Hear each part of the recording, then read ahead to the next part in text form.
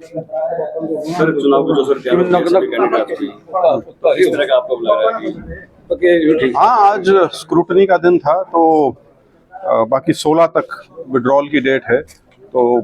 पूरी स्थिति तो 16 के बाद ही स्पष्ट होगी कि कौन कौन उम्मीदवार मैदान में रहेंगे। लेकिन इतना ज़रूर है कि जिस प्रकार का जोश और उत्साह कांग्रेस के प्रति इस समय पूरे प्रदेश में है, उसी तर्ज पे उचाना में शायद और भी ज़्यादा है। और मुझे पूरा विश्वास है कि जो आने वाली 5 तारीख है, बहुत भारी बहुमत से कांग्रेस यहाँ से जीतेगी और हरियाणा में भी जीतेगी। सर वैसे जो बात चुनाव आपने सीएम कैंडिडेट उतारना दूंगा इन्हें आएगा तो एक उम्मीदवार है ऐसे देखते कि हार से देखिए, अब मैं इस बात पर कोई टिप्पणी करने का औचित्य है नहीं, क्योंकि आखिरी दिन पे एक ऐसा उम्मीदवार जो उनकी पार्टी में भी नहीं था, आज़ाद उम्मीदवार के तौर पे कागज़ भरा हुआ था, उसको टिकट दी है, तो उसको तो खैर मेरी शुभकामनाएं हैं, लेकिन इसके राजनीतिक मायने कोई नहीं है, क्योंकि जो मुकाबला है वो तो सीधा सीधा कांग्रेस और बीजेपी का है।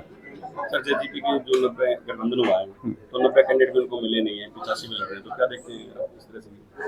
नहीं, मेरे को यही नहीं समझ में आता कि आप जेजेपी पे सवाल पूछते क्यों हो। सवाल उस पे पूछो जिन धड़ों का मुकाबला हो रहा है, जो मुकाबले में नहीं, उनके बारे में क्या तो बात करें और क्या टिप्पणी करें। बाकी उम्मीदवार नहीं मिले हैं या मिले भी हैं, मेरे को नहीं पता, तो उनकी स्थिति स्पष्ट हो जाती है उससे। बाकी उन्होंने बहुत देर तक इंतजार करा कि शायद कांग्रेस के या बीजेपी के वो साथी जिनको टिकटें ना मिले वो उनकी तरफ आके उनकी पार्टी से चुनाव लड़ लें, लेकिन उन उम्मीदवारों ने भी किसी दूसरी पार्टी का भले ही साथ लिया हो, लेकिन जेजेपी में वो नहीं गए, क्योंकि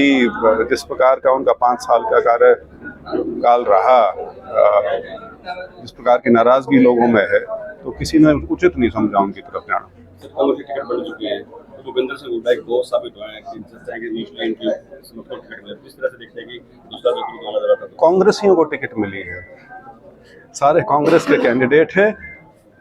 गुटबाजी वगैरह जो है वो सारी की सारी जब इलेक्शन शुरू होता है सब इकट्ठे होकर चुनाव लड़ते हैं, और ये ज़रूर है कि हुड्डा जी 10 साल मुख्यमंत्री रहे हैं, अभी भी सीएलपी लीडर हैं, तो उनका प्रभाव है, लोगों में पकड़ है, तो उस नाते उनके हिस्से में अगर ज़्यादा सीटें आई हैं तो उसमें हैरानी की बात तो नहीं होनी चाहिए। लेकिन ऐसा उसको मैं उस दृष्टि से लेकिन देखता नहीं, क्योंकि अंत में तो सभी कांग्रेस पार्टी के उम्मीदवार हैं और उसी अनुसार हम सबको आगे चल के चुनाव लड़ना है। सर जो टिकट नहीं मिली वो भी लोगों ने अप्लाई किया था, जैसे कल रैली भी कर रही, तो कहीं ना कहीं उसका नुकसान नहीं हुआ लोकसभा के बाद? लोग नहीं, जैसे मैंने कहा कि मुकाबला कांग्रेस और बीजेपी का सीधा सीधा होगा, क्योंकि लोगों ने जो मन बना रखा है वो ये है कि बीजेपी को चलता करना है। पहली भावना जो है वो ये है कि बीजेपी को चलता करना, और उस स्थिति में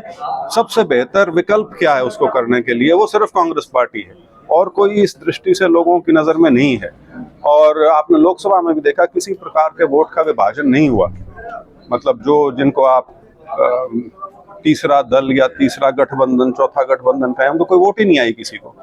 मतलब कांग्रेस और बीजेपी के बाद सीधी किसी की 1.5% वोट थी, किसी की 1% से भी कम वोट थी, तो उस तरह का माहौल लोकसभा में था, वही विधानसभा में भी रहेगा। वो ठीक है, कई हलकों में स्थानीय समीकरणों की वजह से कुछ कैंडिडेट होते हैं जिनको कुछ वोट मिल जाती हैं, लेकिन उससे चुनाव पे मूल रूप से कोई प्रभाव पड़ेगा ऐसा मैं नहीं देखता। और दूसरा, मैं तो ये भी चाहूँगा कि जितने भी ऐसे हमारे साथी हैं जो कांग्रेस की टिकट के प्रति आशान्वित थे, तो बात तो वही है कि अगर 4-5 लोग हैं, टिकट तो एक को मिलनी है, तो अब उनको अपना फर्ज निभाना चाहिए। यदि वो कांग्रेस के दम पे अपनी राजनीति आगे ले जा रहे थे, तो अब जब इलेक्शन का टाइम आया है उसमें सिर्फ इसलिए कि टिकट ना मिले और वो पार्टी छोड़ दें, तो उसका तो कोई औचित्य बनता नहीं फिर। और कांग्रेस जिस प्रकार से बढ़ रही है प्रदेश में, वैसे भी समझदारी इसी में है कि सारे मिलकर चुनाव लड़ें। Thank you.